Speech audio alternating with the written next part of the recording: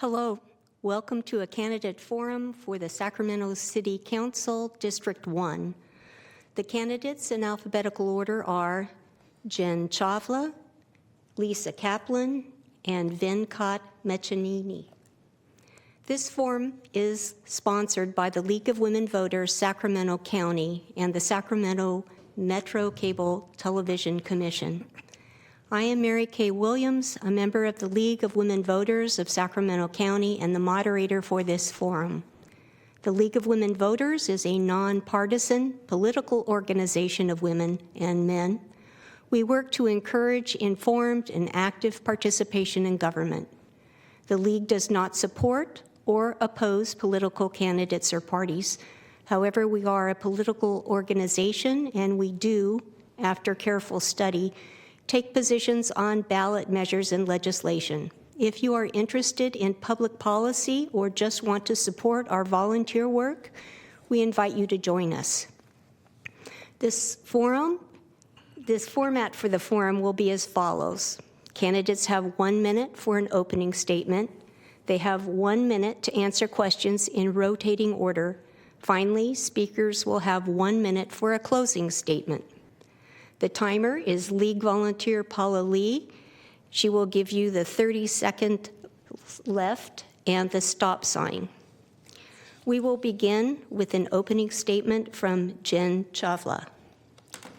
Hello, everyone. My name is Jennifer Salim Chavla. I was born in India. I came here in 1987 when I was about 2 years old with my family of all women. We've lived all over Northern California, mostly Yuba City and Marysville, and grew up in poverty. But we eventually made it out, and I was the first in my family to go to a four-year university. I studied political science at the University of California, San Diego, and I came back to Sacramento in 2011. So I've been in the Natomas area for 15 years, and for the last 13 years, I spent in the FBI.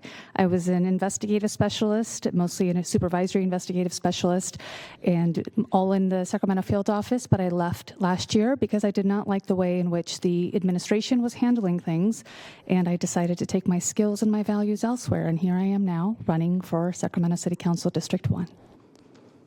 And Lisa?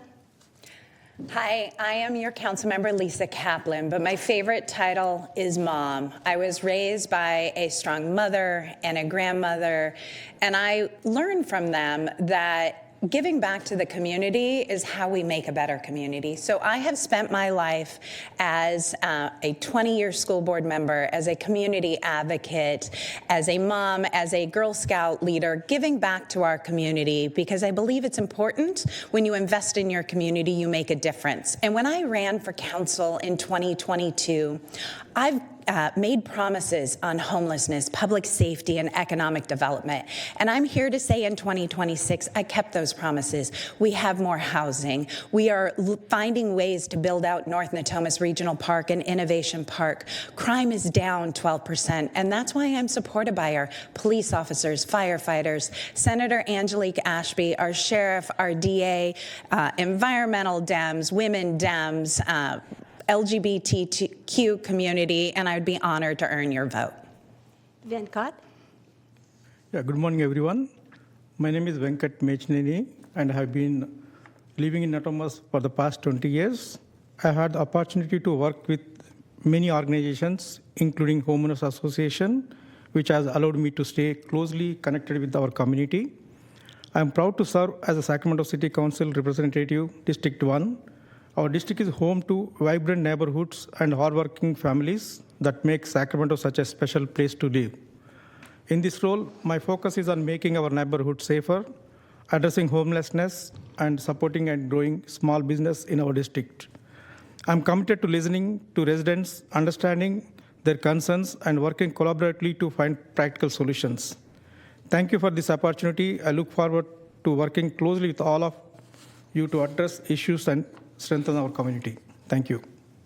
Thank you, candidates. Now we will move on to the questions which were solicited in advance from the community. And we will start with Jen. What is your position on the proposed land development projects such as Grand Park and Upper West Side? Thank you for asking. We have many proposed developments coming in, and that they all perimeter the Natomas area, which is why it is a concern for us. Grand Park and the Upper West Side are proposed to be the largest of the developments, and they're still county area. They have not been annexed in the city, and my biggest concern is what are we going to be doing about it as the city? Are we going to be assessing whether or not they're going to be utilizing our utilities, our resources, whether or not they're going to be taking care of the traffic congestion that's going to come from development? What exactly are they going to be contributing to ensure that the city is not overtaken by increased congestion, increased pollution, increased negative impacts to environmental situations? So we absolutely, as a city, need to take control over how it's going to impact us. And how we can do that is coordinating directly with the county and ensuring that moving forward, we are working together cooperatively and collaboratively, because I do think development is necessary, but how we do it and move forward with it is very important. And we're going to have to make sure that we address these issues. Lisa? Thank you for that question. So Upper West Side and Grand Park are situated in the county. And we know as the city of Sacramento, we need more development. But in reality, we need development that partners with the city, because it's city resources, city water.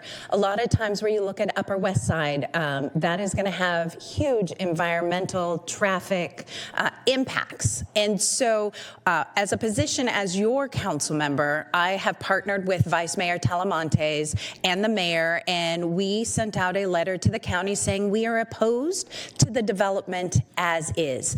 I'm not opposed to some development, but as proposed, it's going to harm our Natomas Habitat Basin Conservancy, and it's not going to work. And I think the city and county have to work better together in that. And that's why, as your council member, I have been, and why I have the support of Supervisors Desmond, Hume, Rosario Rodriguez, and Patrick Kennedy, because you need to have these relationships to make sure when development is proposed and has an impact, we do it the right way. And Venkat? Yeah, the Upper West Sacramento, the new housing. I think right now there is a lot of development going on, but before come to the new development, I prefer to first we need to fix the roads and all other facilities. So if another 25,000 families comes to the new Upper West Side, so look at the conjunction of the traffic and the population, traffic, everything is need to be looked into before that. So my opinion, like first we need to fix our current existing neighborhoods, like whatever the development is going on. Then we can think about the Upper West Sacramento. We need to connect with the people to take their opinions and go from there. Thank you. Next question.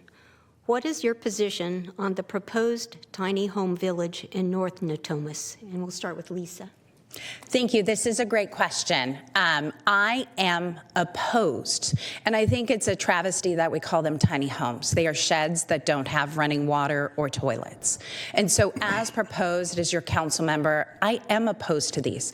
I am not opposed to the tiny home concept because we know how to do them right. And the city has examples of where they've done them right. But right now, there is no good neighbor policy.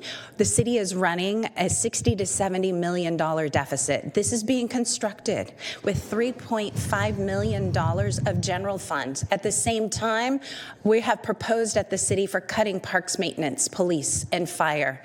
And I've been listening to my community, and I know what we need is to protect our police, protect our fire, protect our park maintenance, because we need that clean. And we have better, more cost-effective measures to get those who are on our streets housed, and we need to use our money smartly with accountability and do it that way. And that's why I'm opposed to the mayor's tiny home proposal. And Venkat?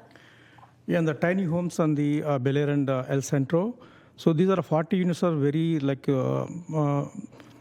not sufficient. There's no infrastructure, no facilities, no park, nothing. So instead of building already the neighborhoods, their concerns, we have to listen. And city approved, I don't know how it approved, but we need to think about it to have more facilities to build to homeless people. But this site is not, I think, sufficient for everyone. We know, next question, Oh, I Oh, have I'm not- I have sorry. that answer. I'm sorry. No, it's quite all right.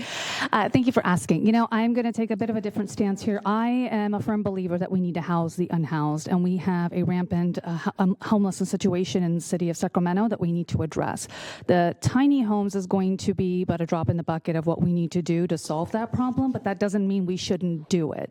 I absolutely believe that there needs to be transparency and accountability in everything that we do, but how we go about this isn't necessarily as concerning of the fact that if we don't do it, we end up with people still remaining on the streets. How we go about it can be addressed and monitored and overseen, but not doing it is not necessarily a solution either. Having said that, I do understand that people have concerns about there not being amenities and whatnot. We need to understand these things, that the people who have been approached about this, people who are unhoused, overwhelmingly want this to happen because they understand there's going to be communal bathrooms, communal kitchens, but they say it's better and safer than living on the streets. And as far as the money is concerned, the county was just allocated $50 million, close to, from the state, and it would be the job of the city to ensure that that money is handled with accountability. Thank you. Next question. We know addressing homelessness requires multifaceted and budget-driven solutions at all levels of government. What are your short and long-term solutions? And specifically, how can District 1 help out? And we'll start with Venkat. Yeah, this is like burning topic for in District 1. So we have to save for our homeless people, but at the same time, we need more budget for this, and we need to coordination with the county and state as well to build more tiny homes. But the place is more important. We need to think about it where it's suitable for everyone, and it has to be all the infrastructure. So it's not in rush to build, but we have to think about it long-term solutions for the homeless people. And Jen?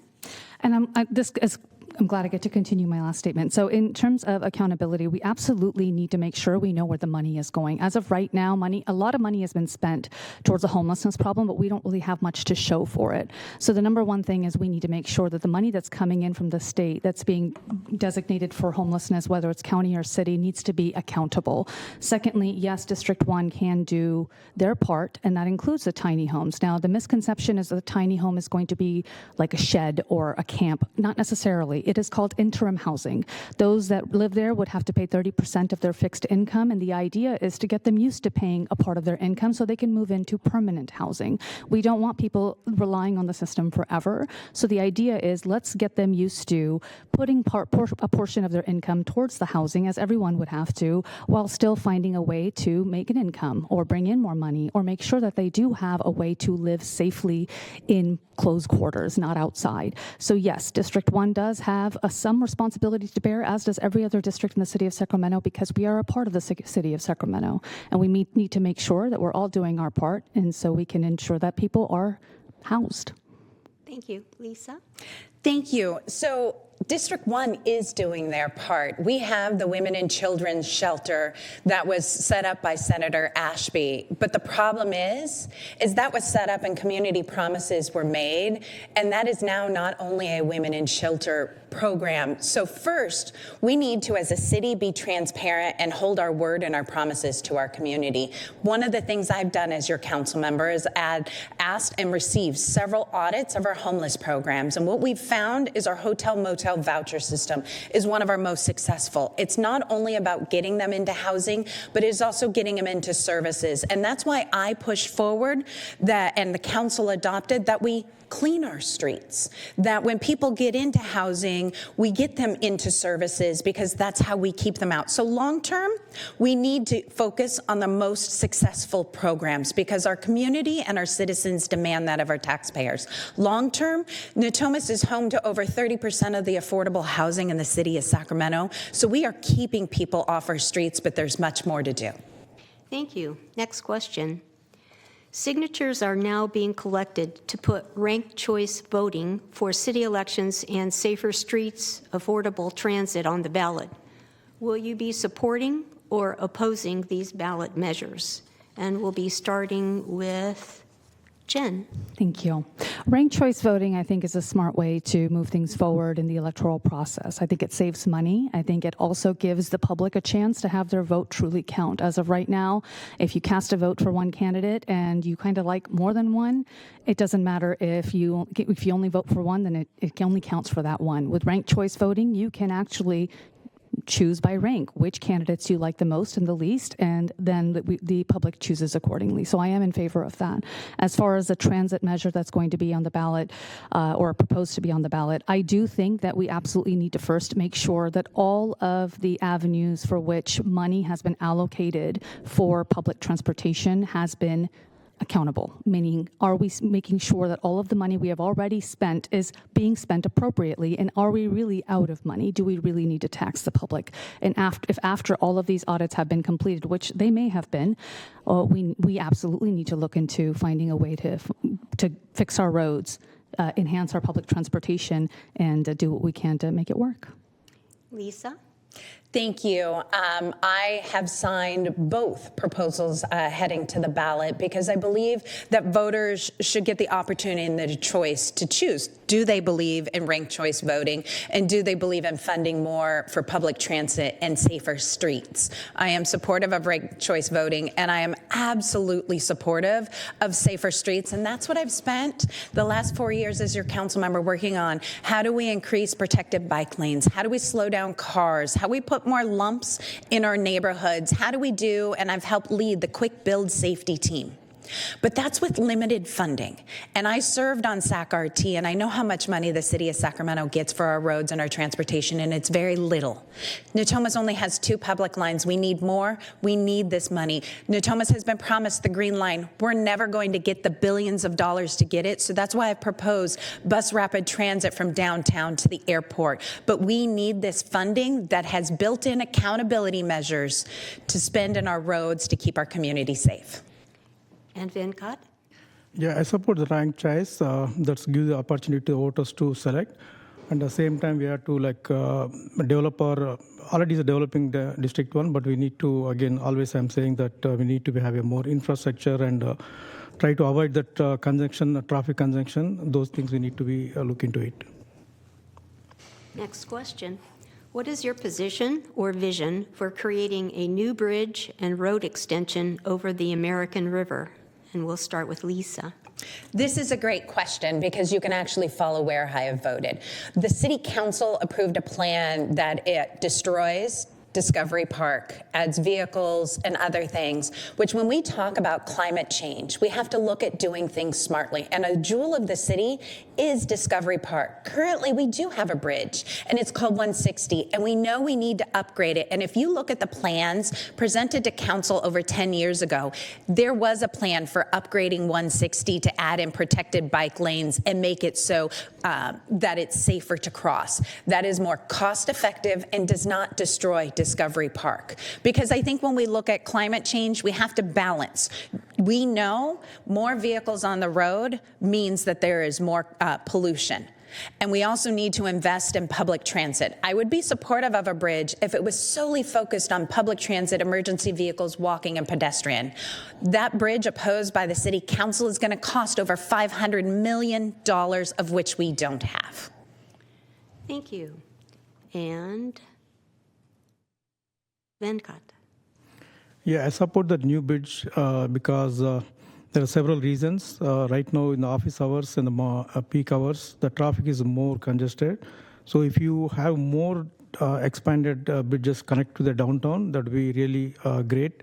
But at the same time, the budget deficit, I'm not sure how it's going to work, but I support to have a more bridges and more extra roads to avoid the congestion of the traffic. Thank you. And Jen? I actually disagree. I think that creating more avenues to get from point A to point B will decrease congestion, especially if we're talking about climate. Let's address the fact that the Truxell Bridge does have protected, or is proposed to have protected, bike lanes and pedestrian access. That could very easily allow people who live in South Natomas to travel to downtown quite efficiently without necessarily needing a car. That could reduce the amount of pollution that we're putting into the air or reliability on vehicles. And I understand that there there is a Discovery Park, but we create bridges all the time. We create access all the time while still taking into consideration the environmental factors. If they have conducted an EIR, which I am assuming they have, an environmental impact report, I would assume that they would have figured out exactly what the environmental impacts are and they would mitigate for them. And if not, I would push for that on City Council. But at the end of the day, I'm a big proponent of connecting communities and making sure that we are doing everything in our power to allow people to walk and bike as frequently as possible. Next question. Do you see the need for the City Police Review Commission and other city commissions? If so, how can the city better use the expertise of community members who volunteer their time to make recommendations to council that often are just received and filed? And we'll start with Venkat. Can you repeat again one more time, please, question? Do you see the need for the City Police Review Commission and other city commissions? If so, how can the city better use the expertise of community members who volunteer their time to make recommendations to council that often are just received and filed? Yeah, we need to have the review that police commission with the other commissions too, because right now the crime rate is going on in District 1. So we have a insufficient police force. So the law enforcement, we have to increase that police to save our neighborhoods. We need to discuss with other commissions to how can we improve and how can employ some more police officers to look into our neighborhoods for the safer community. And Jen? I think these commissions are only as effective as they are accountable. We absolutely need to ensure that these commissions are actually holding up to what they're supposed to be. In other words, if there are recommendations being made by the public on these commissions, and they should be addressed accordingly, and whether or not they are is the responsibility of City Council. How we go about that is, again, up to the City Council. This will be my only job. It will be my 24/7 occupation. I don't have any other vocation, which is why I plan on dedicating every moment of my time to ensuring that there is transparency and accountability at every level of city, whether that is in the commissions and boards, whether that is within the staff, whether that is with the money that's being allocated for projects. I think we absolutely need to do more work when it comes to transparency and accountability, and I specialize in that, and I spent 13 years doing that in the FBI, and I plan on bringing that to City Hall. And Lisa? So this is a perfect example of today, the difference. When you reelect me, you're reelecting somebody who has experience actually setting up and making sure that our commissions have a stronger voice. For 2 years, I pushed forward and I got the council to adopt that all commissions now do an annual work plan where they talk about their mission and their vision and what they're going to do. As a city council member, when I set that up, I looked at our youth commission and they had several things they wanted adopted that I worked with Councilmember Talamonte and pushed it forward, that we adopted and expanded youth seats on every one of our board and commissions. Active transportation wanted more money for protected bike lanes and quick safety builds. I pushed that forward with Councilmember Maple. So what you're getting with me is somebody who has rewritten the rules to make sure that our boards and commissions are stronger. Yes, they are needed, and I think it is so important that our citizens have a voice and how we do things in the city of Sacramento, and I've made sure that their voice is stronger as your council member. Thank you. Next question. In the past, the city and the county have had some difficulties in working together. What would you do to facilitate better coordination? And we'll start with Jen. This is a great question, and I do think that working collaboratively is probably the most important thing you can do at any level of government, and I've done it for 13 years, quite frankly. I don't think that there is anything more important, because right now we're spending a lot of time, effort, and energy trying to justify creating new ways to force people to work together when really we can do that for free.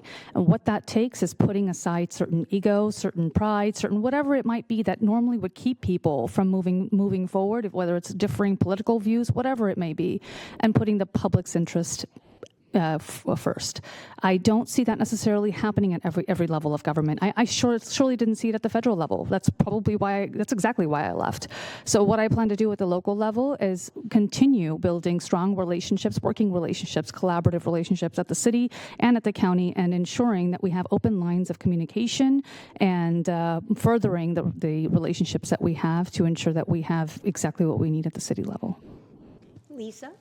So key as your council member has been collaboration, and it's not just something I talk about, but something I have worked on. That's why I have the endorsement of our supervisors. Yes, I might support SB 802 Ashby, which creates a JPA for the city and the county to work more together with homelessness and housing, and I think we can do it. It's okay when electeds disagree, but we do so with professionalism and trying to find an answer. But where else have I coordinated?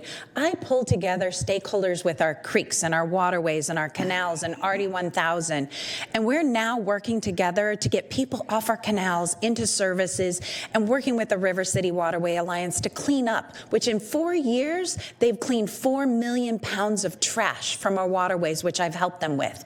I have worked with our DA to address mail theft and our congressman, and we got an audit as to why the mail theft was so rampant in Natomas. And now we have a community prosecutor to go after those criminals. So yes, I think sometimes the news looks at it and says we're not collaborating, but we actually are.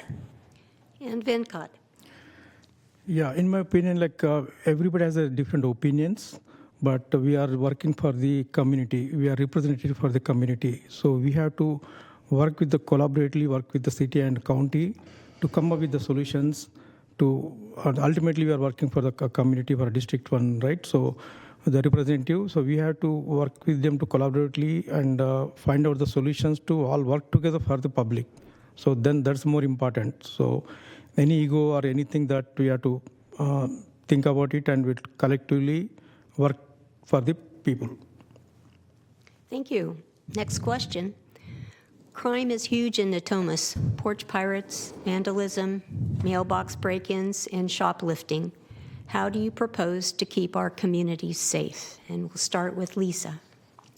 This is something and was my #1 priority, and that's why I know sometimes the community doesn't feel like it's safer, but it is. I was the only council member to support Prop 36, which goes after those who are stealing from our retailers. I've created and have regional business meetings where I work with all of the landlords and the commercial property owners, and I bring them in with police, code enforcement, and we've addressed those, and we're addressing those that are stealing in our areas. I've added in to make our communities safer, slowing people down. I've worked with, as you heard, with the DA. So when the federal government wouldn't go after the mail theft criminals, I worked with the DA that is now going after those criminals. I've increased our police presence in our nighttime traffic safety team, where you now see more enforcement for people who are speeding and rolling through our stop signs, because this is a priority. Our neighborhoods have to be safe. Our parks have to be safe. And that's what I've been doing as your council member as my #1 priority. And Venkat. Yeah, the mail theft is going on a long time issue in District 1.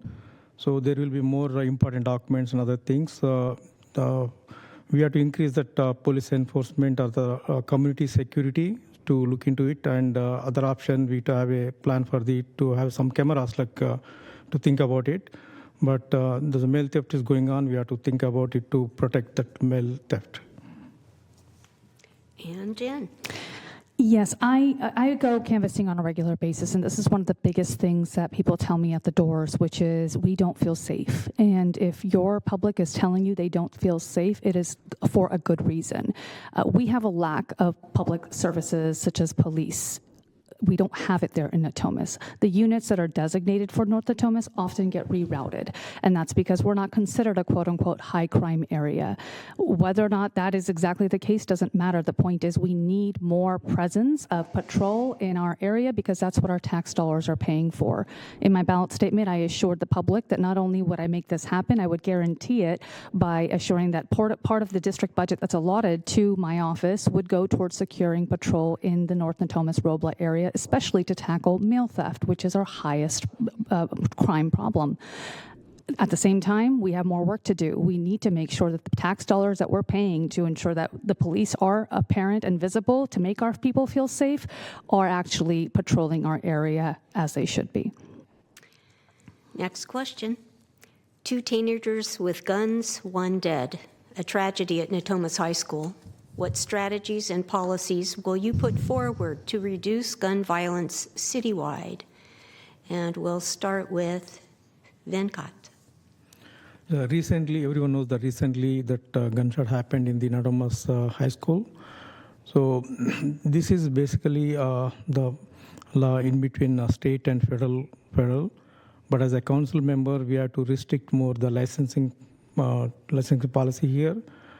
But we need to work with the state and federal how to giving licenses. That we need to look at it. We have to more strict on the licensing policy that no one carry any guns to the schools, or we can have a locking system so no one can use that thumb. Something that we need to think about it to protect our neighbors.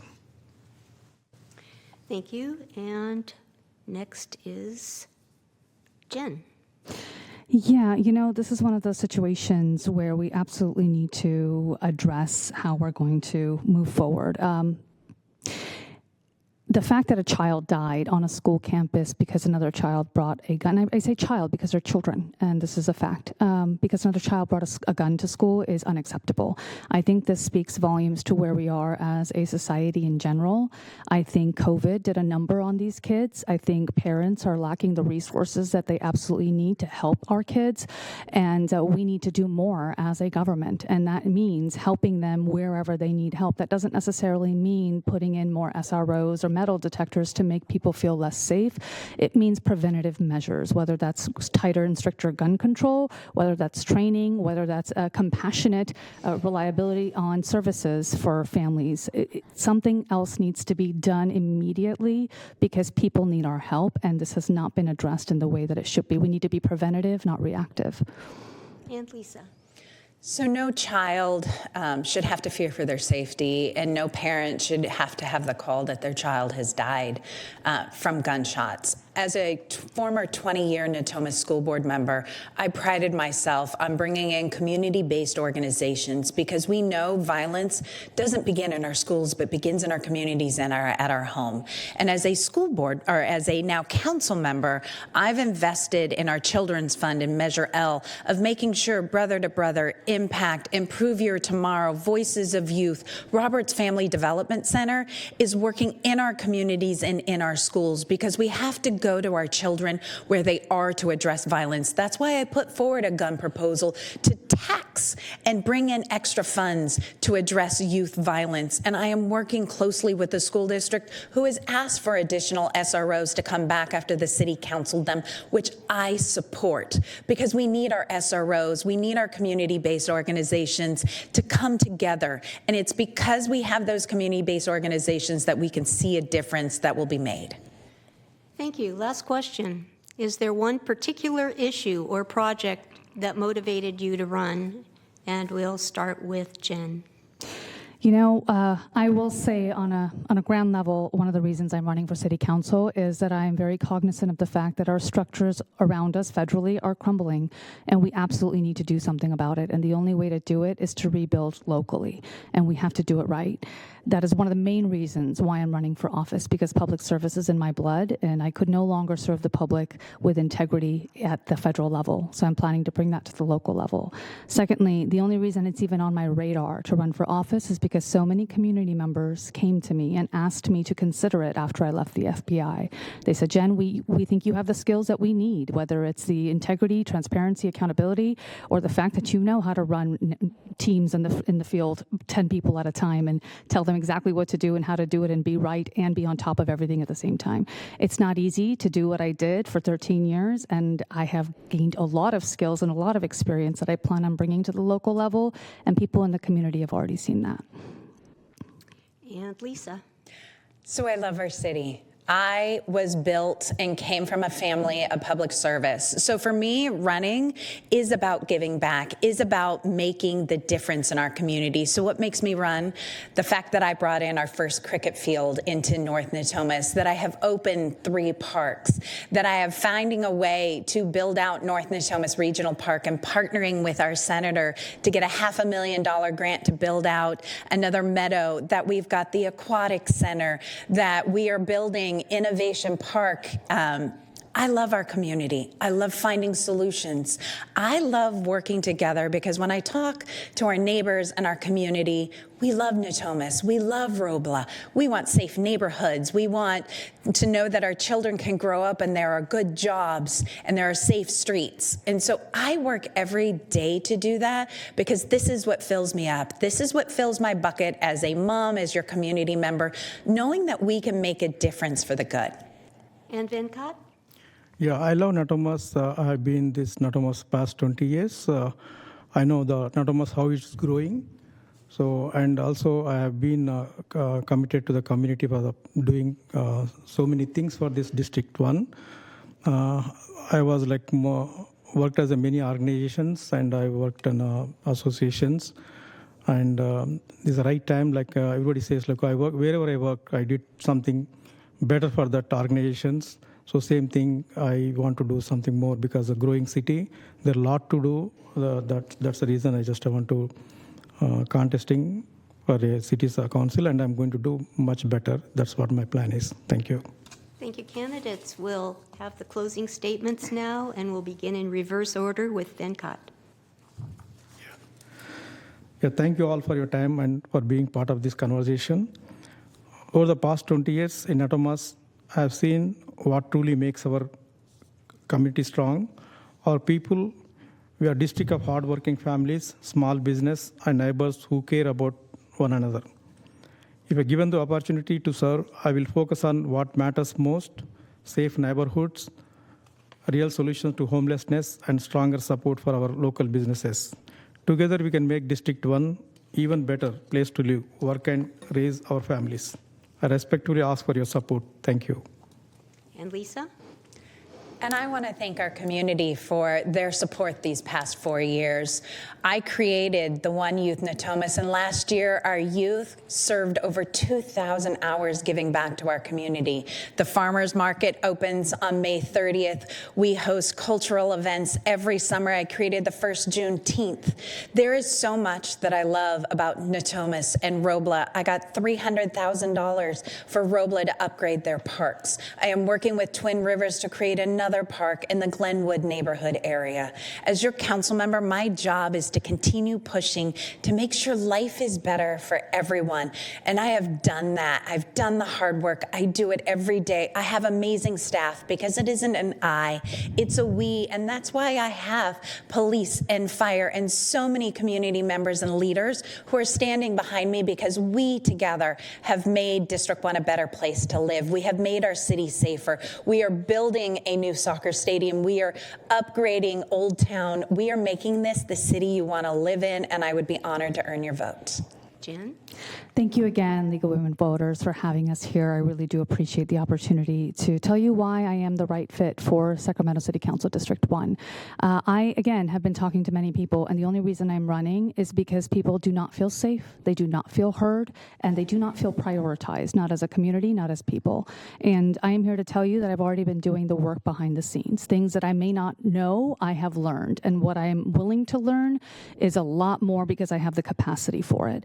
I have addressed a lot of traffic calming measures that needed to be done within the city or within the district. I have addressed the fact that there's a lack of ADA accessibility. I have addressed the fact that a child was hit at a school, and to make sure that the proper measures were taken by the city to address that too. There are things that I am doing behind the scenes on a regular basis because of the fact that I am hearing what is wrong from the people directly, and they can count on me to make sure that things get done because I respond to every single email, text message, and phone call personally. Like I said, this is my full-time job, and I will maintain it as my full-time job. Thank you. This concludes our forum. Thank you, candidates, for running for this important office and for being here to answer questions from voters. So voters, look for that important pink envelope and return your ballot. The sooner the better. By mail, put it in a special drop box anywhere in the county. The locations are listed in the pink envelope. You can also vote in person anywhere in the county. Voting locations are also in the pink envelope. You are a more informed voter, and we hope you will pass on what you have learned.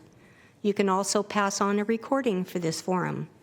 A YouTube link to the recording will be available at our website, lwvsacramento.org, after the ballots go out, and on the website for Sacramento Metro Cable Television Channel 14. Thanks to League volunteers and the wonderful team at Sacramento Metro Cable Television. Good night.